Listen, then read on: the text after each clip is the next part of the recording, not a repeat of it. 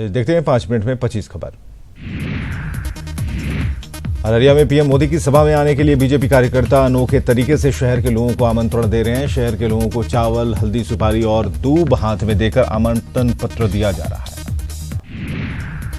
अररिया में पीएम की सभा पर आरजेडी सांसद मनोज झा ने निशाना साधा। मनोज झा का कहना है कि पीएम सीमांचल में कृपा कर नफरत की फसल नहीं लगाएं।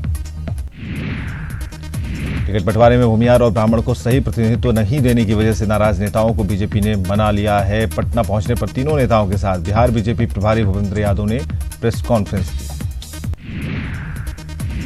पत्नी के समाजवादी पार्टी से चुनाव लड़ने और मायावती और अखिलेश यादव की तारीफ को लेकर शत्रुघ्न सिन्हा ने सफाई दी है। पटना पहुंचे शत्रुघ्न सिन्हा ने कहा कि उनकी पत्नी पूनम सिन्हा की समाजवादी पार्टी से उम्मीदवारी की जानकारी राहुल गांधी को भी थी। सुपौल में तीसरे चरण में होने वाले मतदान के लिए एनडीए ने पूरी ताकत झोंक दी है। सीएम ने लगातार तीसरे दिन सभा की है। लोगों से विकास के नाम पर वोट डालने की अपील की। दरभंगा में एनडीए के नेताओं ने बीजेपी उम्मीदवार गोपाल जी ठाकुर के समर्थन में सभा की। जनता से उन्हें जिताने की अपील की। पटना साहिब से बीजेपी प्रत्याशी केंद्रीय मंत्री रविशंकर प्रसाद ने चुनाव को लेकर जनसंपर्क अभियान तेज कर दिया। रविशंकर प्रसाद ने पटना सिटी के हाजीगंज में युवाओं को संबोधित किया। हाजीपुर लोकसभा क्षेत्र से एलजेपी उम्मीदवार पुष्पति कुमार पारस ने अपने बड़े भाई रामविलास पासवान का हवाला देते हुए कहा कि जिस प्रकार उन्होंने हाजीपुर की जनता की सेवा की, वे भी उसी प्रकार सेवा करेंगे।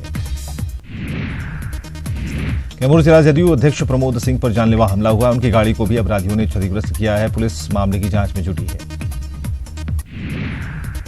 लोकसभा चुनाव की घोषणा के साथ ही जिलों में वाहन जांच की प्रक्रिया काफी तेज हो गई है। गाड़ी या फिर उसके कागज में कुछ भी गड़बड़ी होने पर अधिकारी जुर्माना करते हैं। सिवान में ऑटो और बोलेरो की टक्कर हुई, जिसमें 6 लोग घायल हुए हैं, जिनमें की 3 की हालत गंभीर बनी हुई है। घटना के बाद इलाके में अफरा तफरी का माहौल है।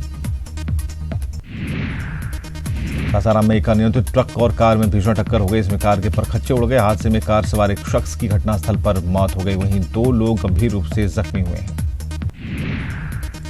अरवल के मेहंदिया में बालू घाट पर वर्चस्व की लड़ाई में अपराधियों ने एक व्यक्ति को गोली मार दी। घायल व्यक्ति आरएलएसपी का नेता बताया जा रहा है। कटिहार में अज्ञात अपराधियों ने कोल्ड स्टोरेज कर्मी की गोली मारकर हत्या कर दी। मृतक अवधेश मिश्रा अपने काम से घर लौट रहे थे, तभी अपराधियों ने उन्हें गोली मार दी। बिजली विभाग की लापरवाही से बेगूसराय में एक मजदूर की करंट लगने से मौत हो गई। शटडाउन लेने के बाद ठेका मजदूर पोल पर काम कर रहा था, तभी पावर सब स्टेशन से लाइन चालू कर दी गई। किशनगंज में बिजली तार को ठीक करने के दौरान अचानक लाइन चालू कर देने से 2 बिजली मिस्त्री करंट की चपेट में आ गए। दोनों ने इलाज के दौरान दम तोड़ दिया। कैमूर में एंटी माफिया के खिलाफ बड़ी कार्रवाई करते हुए पुलिस ने 4 लोगों को पकड़ा है। इनके पास से 93,000 कैश बरामद किए गए। भागलपुर में दहेज के लिए एक महिला की हत्या कर दी गई है। मृतक के परिजनों के मुताबिक उनसे 1 लाख रुपए की मांग की जा रही थी और इसी को लेकर हत्या की गई। जमुई के तेतरिया जंगल में युवक का शव मिलने से इलाके में सनसनी फैल गई। बताया जा रहा है कि ताड़ी पीने के विवाद में महज 10 रुपए के लिए शहदेव पासवान की हत्या की गई। पटना के 7 साल के ज्ञान सिंह ने देश भर में बिहार का नाम रोशन किया है। ज्ञान ने हिंदी ओलंपियाड में तीसरा रैंक हासिल किया। ओलंपियाड में देश भर के हजारों छात्र शामिल हुए थे। राज्यपाल लालजी टंडन ने बेटा के एनएसआईटी में ट्रस्ट महोत्सव का शुभारंभ किया। उन्होंने कहा कि बिहार में उच्च शिक्षा में तेजी से बदलाव हो रहा है।